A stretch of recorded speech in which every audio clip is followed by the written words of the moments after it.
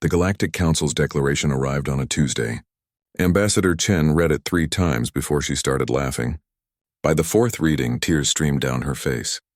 The assembled dignitaries from the Vrexian Empire, the Kalathi Dominion, and 17 other species watched in confusion as the human doubled over, clutching her stomach. "You find your extinction amusing?"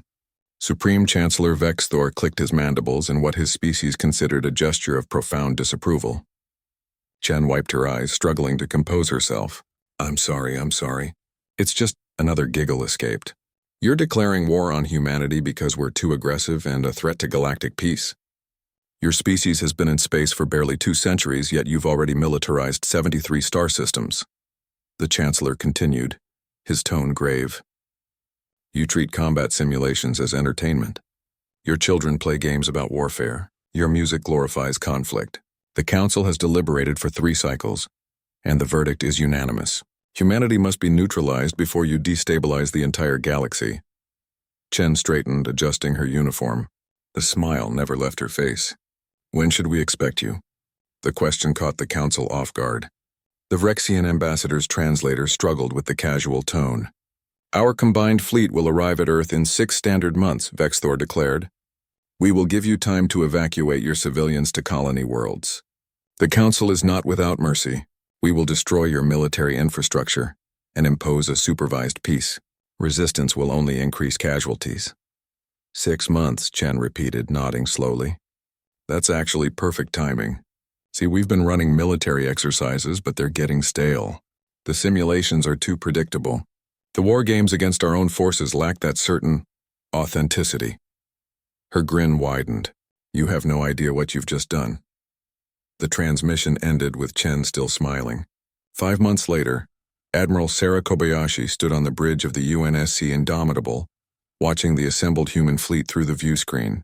3,000 ships representing every nation, corporation, and colony that humanity had established among the stars. It was the largest military force Earth had ever assembled. It was also entirely inadequate by galactic standards. The approaching Council Armada numbered 40,000 vessels, each one larger and more advanced than anything humanity had built. By every metric, Earth should have surrendered months ago. They should have been evacuating, pleading, negotiating. Instead, humanity had thrown the biggest party in its history. "Admiral, we're receiving another message from the Council fleet," her communications officer reported. "They're demanding our immediate surrender." "Tell them we'll get back to them," Kobayashi replied, checking her tactical display. "I'm busy," the young officer blinked. "Ma'am?"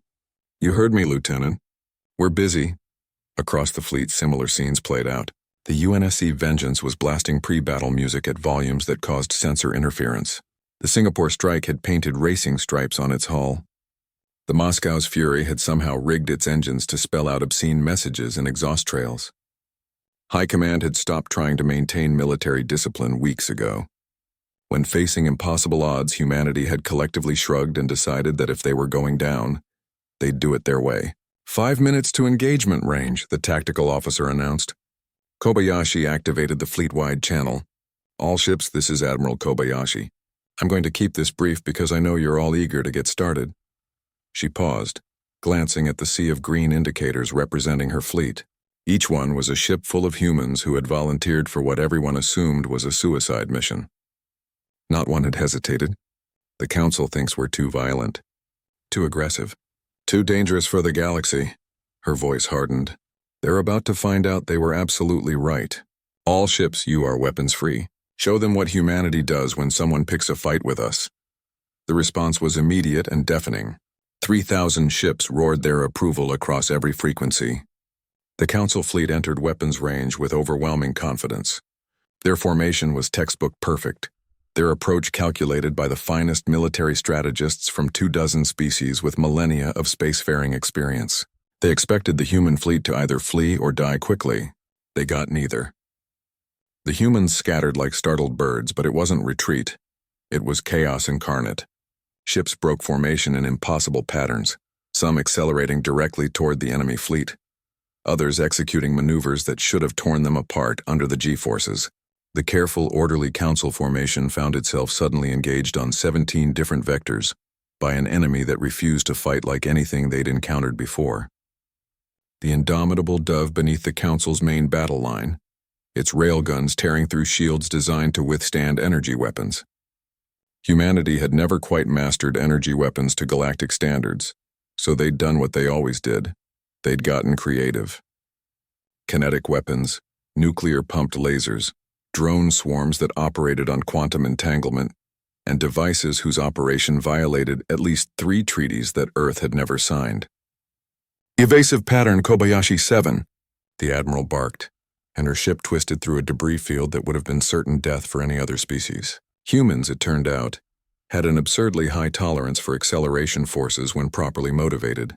The Council fleet's casualties mounted, not because the human ships were superior, they weren't.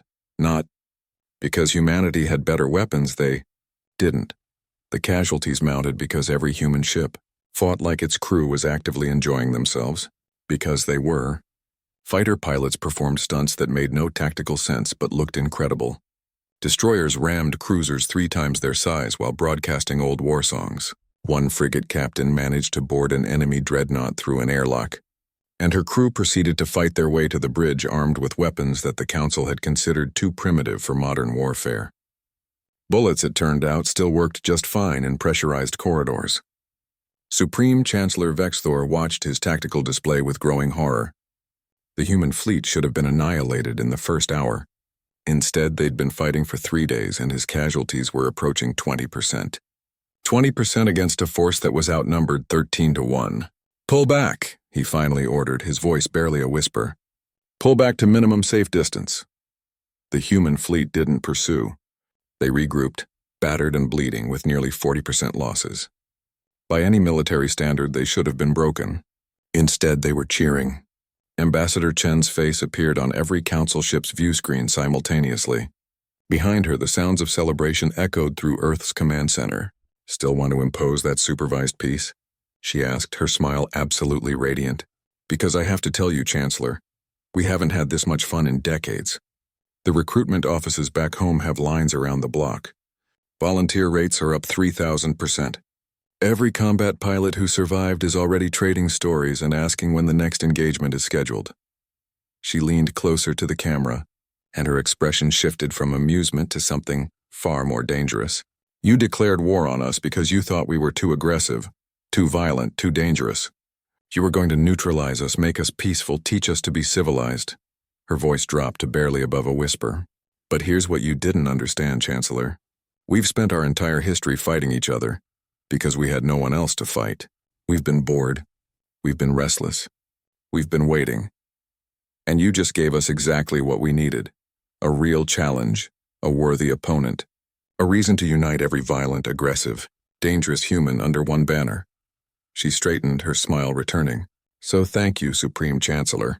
Thank you for declaring war on Earth. Thank you for giving us something fun to do."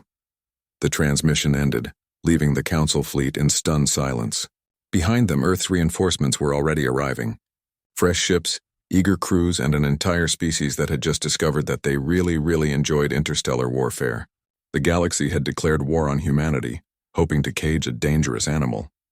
Instead, they'd let it off the leash, and humanity was grinning.